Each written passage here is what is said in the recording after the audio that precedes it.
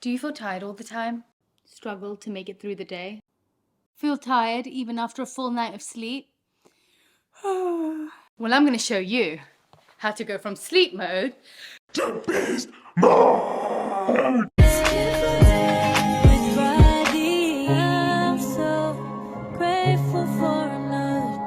We've actually normalized the feeling of tired. We're so used to everyone saying that they're feeling tired, and it's something that we have become so used to that we don't realize that it's not actually normal. And that there are so many different things that we have to check or do or fix that can actually be very, very small and very simple, but can make such a drastic effect. So I wanted to give you everything from the ways to diagnose yourself, what you need to look for, how you can fix it, and the small little changes you can make that can make such a big difference. So that you can go from feeling mediocre to feeling like you can live at your optimal level and get everything that you want done in your day. The first thing I recommend that you do is get your full blood test and hormones checked out. The vitamins that you are looking for when it comes to deficiencies are A, B, C, and D. Simple. Vitamin A helps with building endurance and strength and muscles in your body. The less muscle you have, the harder you're gonna find to do things during the day and the tireder you're gonna get. To incorporate more into your diet naturally, you can get it from things like papaya, spinach, sweet potato, and carrots. B12 is really important in your red blood cell production. Your red blood cells carry oxygen around the body. If you don't have enough oxygen, naturally, you're gonna feel more lethargic and tired. You can find B12 in your lovely shiitake mushrooms, your leafy greens, your root vegetables, and also, of course, in supplements. Vitamin C is absolutely necessary for absorption of other vitamins and minerals into your bloodstream. If you don't have the vitamin C, you're going to struggle to get the benefit from all those delicious foods that you are eating and actually be able to absorb those nutrients to produce the energy. You can find vitamin C in broccoli, in cauliflower, in bell peppers, in your berries, and your citrus fruits. Vitamin D is important and vital in so many different functions in your body, from calcium absorption that keeps your bones strong and healthy, to insulin levels, which is what helps to control your blood sugar levels, which then ends up affecting your energy levels, and so much more. For vegans and vegetarians, which is where I obviously will focus, vitamin D can be a little bit more difficult to get, but the main source for everybody and anybody is sunshine and sunlight. So spending about 15 to 20 minutes in the sun is what's recommended. And even if it's cloudy outside, you will still get the benefits of the sun rays coming through. But what I will recommend is getting supplementation. And when it comes to vitamin supplementation, I recommend liquid form, or what I'm doing right now for my vitamin D are injections. My vitamin D was extremely low, and so I was recommended to get shots every month. Now, it's really helped to bump up my vitamin D levels. Just to give you an insight, mine was at the lowest, which is like a 10, and it can go all the way up to the hundreds. So if you are very low, I recommend getting that. It's probably the fastest that the nutrients will absorb into your body. If you can't get those, then I recommend getting droplets. You can get it in liquid forms. You kind of just put them underneath your tongue. And lastly, you also have the normal supplements which come in tablet form. One of the key reasons that we are getting more and more deficient in our vitamins and minerals is because of the soil that our food is grown in. Our soils are depleted in nutrients, and that's what usually infuses the nutrients into our foods, which we then eat. So I recommend trying to choose organic foods. There's less pesticides, which actually eats away at the nutrients in the soil, and therefore getting foods which are a lot more nutrient dense. Low levels of iron actually leads to something called anemia, and that's when we're not producing enough red blood cells. When we don't have enough red blood cells, we're not getting enough oxygen that's traveling around our body to our organs, to our brain. So our brain feels so much more foggier, and our organs and our muscles just feel weak and tired. Magnesium is actually needed in the process of storing energy in the body, and it's vital for the relaxation and falling asleep at night too. One thing I will say is when you are creating your meals, whether it's for your breakfast, your lunch, or your dinner, when you have an array of colors on your plate, it's usually a good indication that you're getting a lot of the vitamins and the minerals that you need. So when you're planning out your meals, look for different colors on your plate, look for different vibrancy on your plate. And when you're going shopping, allow yourself to explore things that you may not have tasted, that are in season at the moment. And I really do feel when you look at your meals in that way, you're more likely to get all the vitamins and minerals that you need to feel great. You may be wondering why your gut is even related to your energy levels, but actually if you think about it, it makes complete sense. If you're not absorbing or digesting the food that you are eating and converting that into energy, then your body has nothing to run on. And so knowing that our gut microbiome is strong or that our digestion is working as it should be is a very important part to knowing whether the rest of your body is getting the fuel that it needs. There is also something called serotonin, which is actually produced in your intestine. Serotonin is known as your happy hormone. It's something that regulates your mood, but is also vital in sleep. And so if your intestines aren't working properly, you're not producing enough of this happy hormone, or the serotonin as it's known, and so your sleep can be drastically affected by that too. When it comes to your digestion, let's think about everything in moderation. When you're having too much of anything, it's going to have impact on your digestion. I think that one of the key ways to help this is thinking about your portion sizes. Don't overload your digestion with large amounts of food in one go. Make sure that you are eating the right amounts of the different food groups like carbohydrates, your proteins, your vegetables, and your fruits. And when you have a variety of these different foods, it actually helps to feed your microbiome and keep it strong. Being a lot more aware of your body and how it reacts to different foods is also important. Knowing when you're eating certain foods at different times of the day, whether it's making you feel sluggish after you've eaten it, whether it's making you feel energetic, sometimes you just need to listen to your body to understand it a little bit more. And so for me, if I have rice during the afternoon, I know that it makes me feel a little bit more tired when I'm working or trying to have higher energy. And so knowing yourself enough to understand, maybe if I need more energy during the afternoon, I maybe shouldn't have this for lunch. Or when I have this at night, it makes me feel really heavy and I find it difficult to fall asleep. And so those little changes that you can make throughout the day can actually change your entire day and how much energy you have throughout it. One thing you could try out to help strengthen your gut microbiome is pre and probiotics. I've done actually a whole video on gut and digestion, so you can go over there to check a little bit more about that. But if you want to know more, I will also include it in the document below. There are lots of different tests that you can do to find out if your gut is functioning well. I've done things like Viome before, and there are so many other gut tests that you can do. But another thing that sometimes gets missed is something called leaky gut.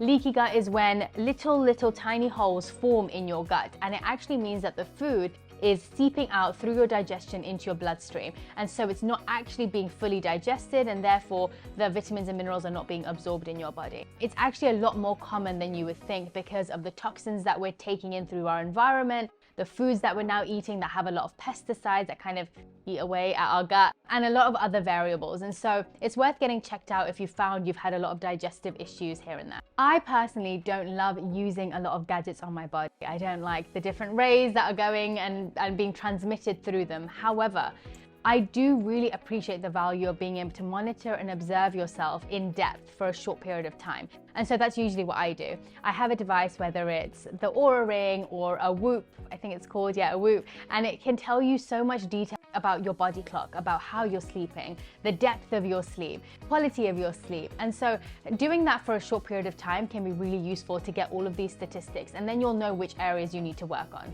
One tip I will give to do with all of the absorption of the rays, which I don't love, is you can put these devices on airplane mode. So when you are sleeping, what it will do is it will collect all the information, and then in the morning you can turn it back on to signal back to your phone or whatever device it's connected to actually share the information with it. And so you've got less of that kind of communication happening between your devices while you're asleep. Another thing that's quite cool is when you end up using these devices, it can learn your body's lighter sleep periods, and so it can wake you up. If you choose a selection of time that you want to wake up between or what time you want to be awake by, it can wake you up or set your alarm for a time that's during your lightest sleeping period, which means that you'll wake up feeling less groggy. Because sometimes if your alarm wakes you up during a period of time where you're in your deep sleep mode, it can actually make you wake up and feel really groggy and tired for the rest of the day. And so I thought that was really cool and useful. Another test that you can do is your chronotype. Now that categorizes you into, it's actually in 4 animals. So I think it's bear,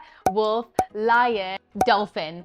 And it goes into what your body's natural inclination is towards sleep. And we don't realize, but sleep is something which can be affected by our genetics too, and our ancestors as well. And so it's kind of cool to see if you are someone like me who loves waking up early. I always have. It's been part of my routine. My mum is like that, and so was her mum. And so it's been kind of cool to see that we all actually have a similar chronotype. And so in the same way, it might be useful if you're someone who always wants to be a morning person but finds it really hard to wake up in the morning, but actually you are very creative and you function better at night. Maybe that's the way that you're built and it's something which you have to lean into more. But this is something that will help clarify that for you and maybe also give you a bit of comfort. Another thing which I really love about these apps and the devices is that we go through a sleep cycle. There's a deep phase and a light phase. Now, let's say you want to wake up at 9 a.m. What the apps will do is start waking you up during your lighter phase of sleep gradually so that you feel less groggy and more awake and happy when you do wake. So the lead up to your sleep is so important. I've done a full evening routine video which really breaks down the different ways that you can wind down in the evening. It talks about everything from the foods that you're eating at night to the drinks and beverages, caffeine, that you're having throughout the day, when to have it, and the different things even from the morning that you can do that can prepare you for a wonderful, delightful night of good rest. A lot of the time when we're feeling tired throughout the day, if we've been sitting by our desk or we've been sitting in meetings all day, we think that all we need to do is go home, get into bed and sleep. But actually, movement is such a vital part of our energy levels. I find that if during the day when I've been sitting at my desk for like an hour, 2 hours, and I feel sluggish, if I go to the treadmill or I go outside and I just take a walk, even like a 10-minute walk, a short period of time where you're just doing movement in your body, it increases the circulation of your blood, it increases the amount of oxygen going into your body, and it energizes you far more than taking a nap even does. And so I really recommend, if there's one thing out of this whole video I actually would recommend, it's this. Move your body so much more. We have such a stagnant lifestyle now that it really does affect our energy levels so deeply. And so move your body more. Go outside, take fresh air and take in the sunshine. Like I said before, there's just so many different things that we can do in terms of movement. They say even 15 to 20 minutes of exercise between long days can give you a boost of energy for hours and hours for the rest of your day. Hydration and electrolytes. Okay, so think about a plant. You know how when you leave a plant a few days without watering it and you see it go droopy and sad and lifeless? That's pretty much exactly what happens to our cells and our organs and our entire body when we don't hydrate it enough. And so hydration is such a key part of energy throughout the day. A lot of the time when I think I'm hungry or I've got a headache or I feel low energy during the day, I realize I just haven't drunk enough water. And so try that out, drink a lot more water during the day and see how good you actually feel.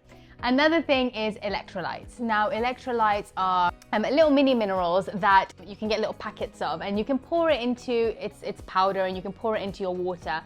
I find that whenever I get lethargy during the day, if I just put even half a sachet into my water and drink that, it gives me this burst of energy.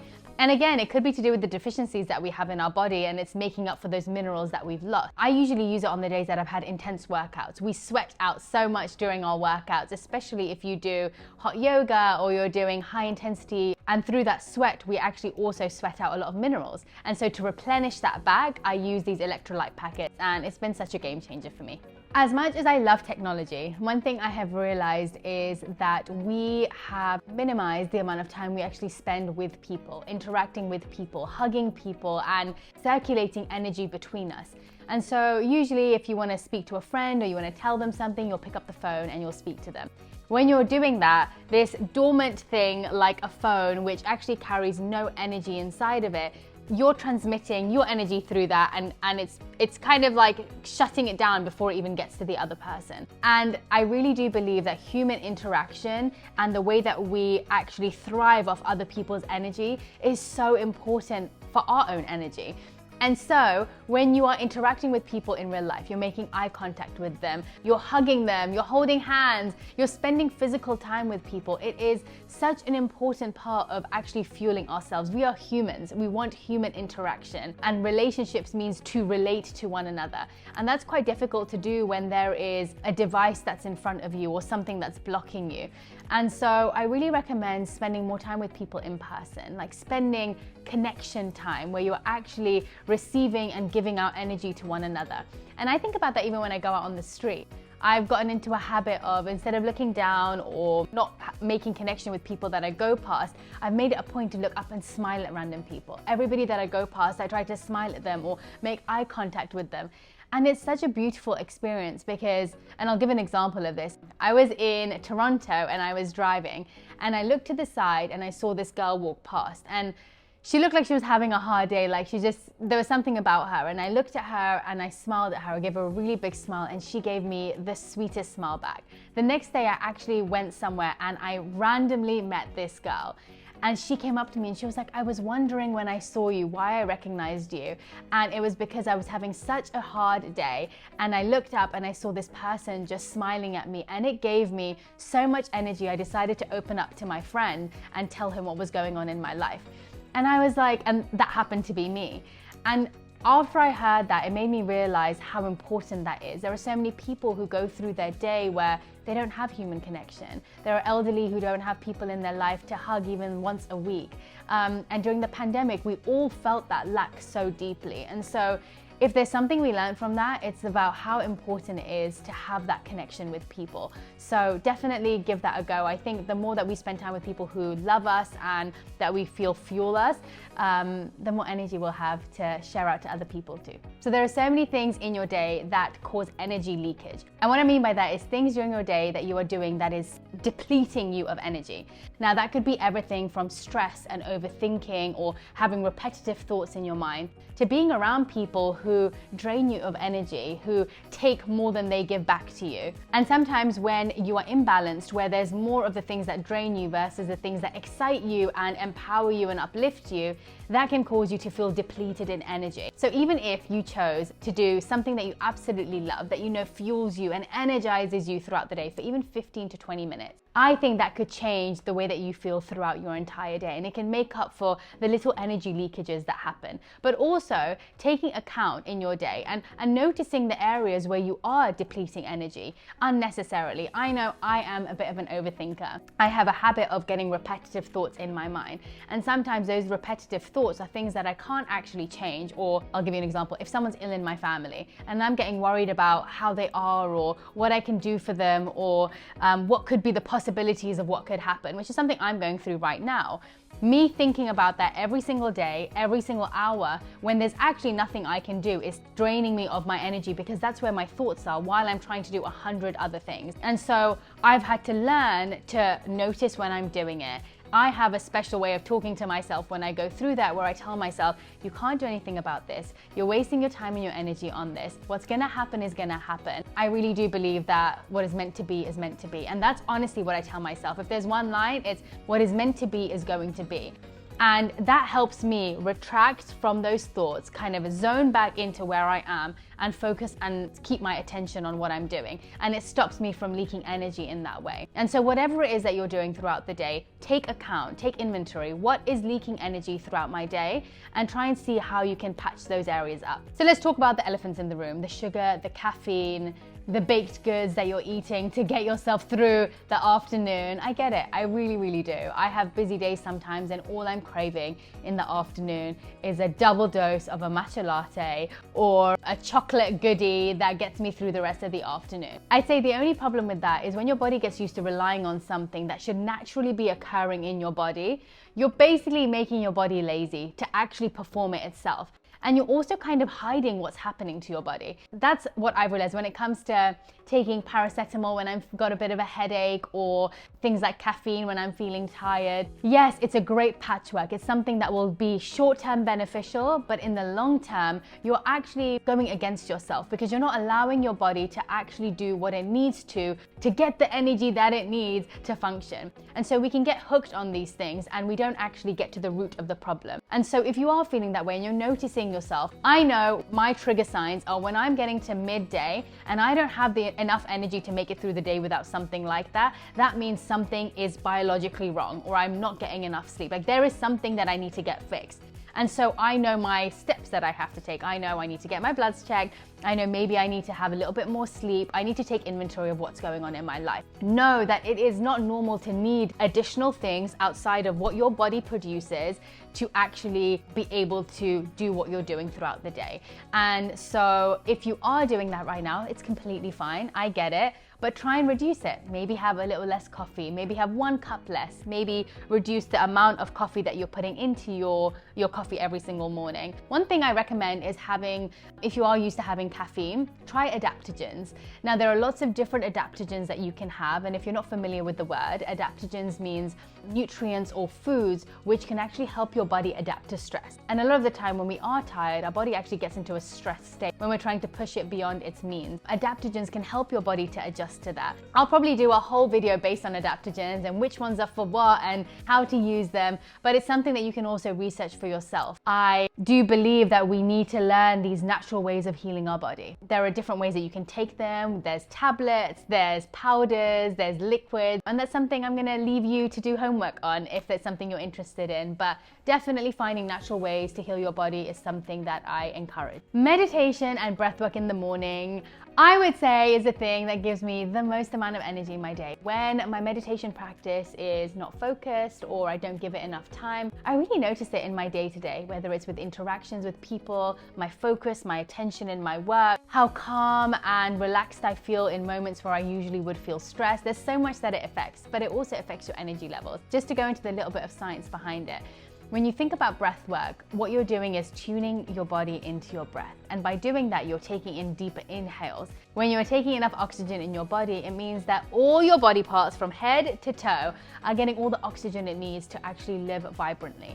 And so breathwork can be as simple as a 10-minute practice in the morning, and it doesn't even need to be a special breathwork. It can simply be diaphragmatic, I think I said it right, what I know as yogic breath work. And that is as simple as sitting as I am now, putting your hand on your chest and your stomach, and you feel the breath travel from your nose all the way down into your chest, all the way down into your stomach, and feeling the air vibrate throughout your whole entire body. And then again, exhaling in exactly the same way. And you do that even if you did that for 5 minutes in the morning, you'll notice, one, you feel extremely calm after it. But also, I sometimes get a bit of tingling in my head when I do that because it's suddenly getting a burst of oxygen to my brain. I think breathwork is underrated. We're so used to breathing throughout the day, but we don't realize that we're breathing so shallow. You're usually just breathing up till here.